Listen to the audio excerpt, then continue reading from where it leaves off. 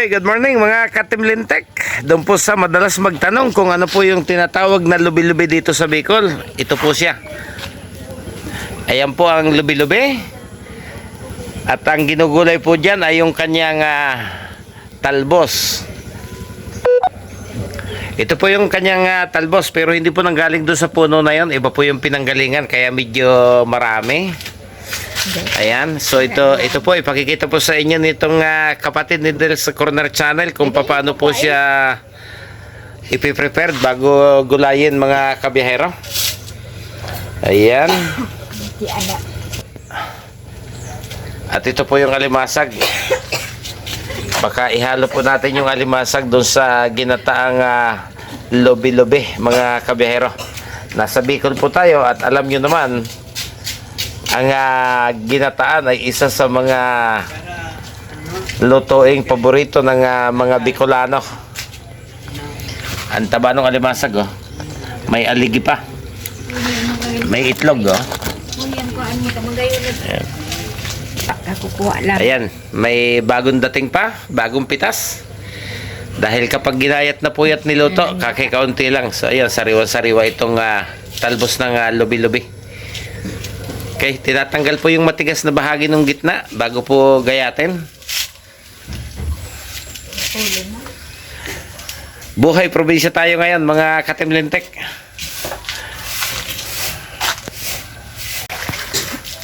Ay, shoutout sa iyo Kapitana Amazing. Ayan ang iyong paboritong langka, hinihintay na lang na mahinog. Kaysa isa yung bunga, kalaki naman, oh. Bilog na bilog.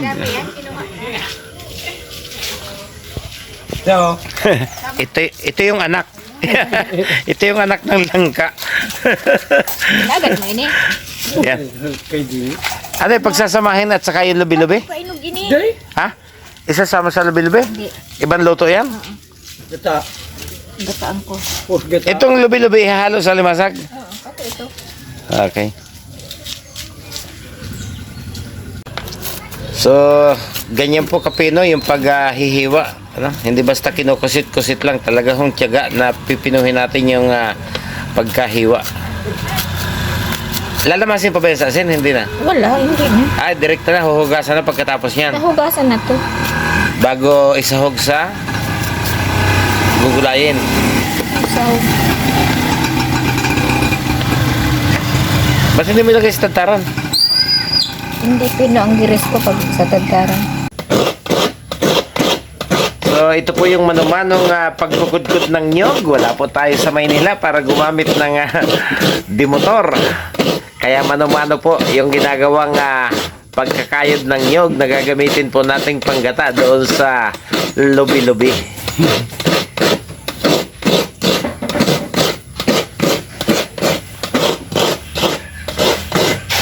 Abuti na lang, nandito si Boyet. Si Tio ba ang taga-kudkod natin ng nyog?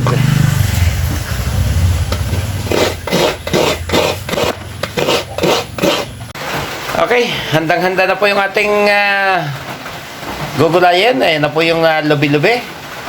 So, ganyan po siya karami kapag hilaw. So, makikita po natin yung mangyayari kapag naluto po siya. So, naghanda po ng sibuyas, bawang, sili, at shrimp cubes mga kabiyahero. So, tingnan po natin mamaya kung ano po yung magiging lasa pagkatapos na maluto. Inihanda na rin po yung ilang pirasong maliliit na alimasag para ihalo po dito sa lubi-lubi. At kasalukuyan na pong ginagata ni Edna yung kanyang ipinakudkod na nyug kanina. Ayan, hintayin po natin maluto. So ito naman po, ginataang langka na may halo din pong alimasag. So ito po kasing kapatid ni Del's Corner Channel ay may maliit pong tindahan ng ulam dito po sa tapat ng kanyang bahay, dito po sa Legazpi City mga kabiyahero. Kaya minamadali na po niya dahil tanghali na at napakaulan. Marami na nga pong nagtanong kanina kung ano na po yung lutong ulam mga kabiyahero. Ayan, una pong ginataan yung langka.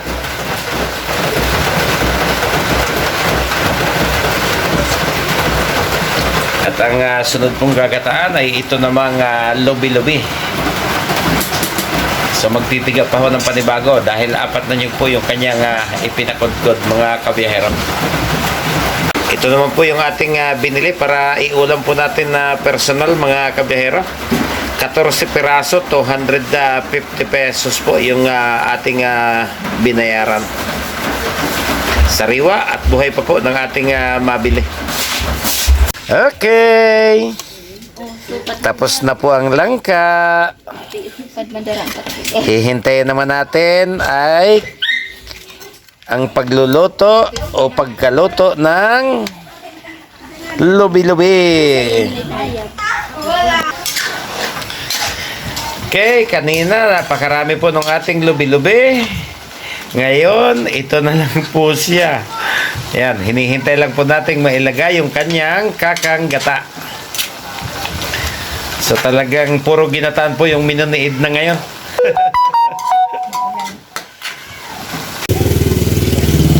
Okay mga katimlintek, ito na po yung finished product ng nilutong gulay na ginataang lobi-lobi. Okay, hanggang dito na lang po muna tayo. Marami pa po tayong gagawin. Maglilinis pa po tayo ng ating motor dahil maghapon pong maulan yung ating naging takbo kahapon mga katimlintek.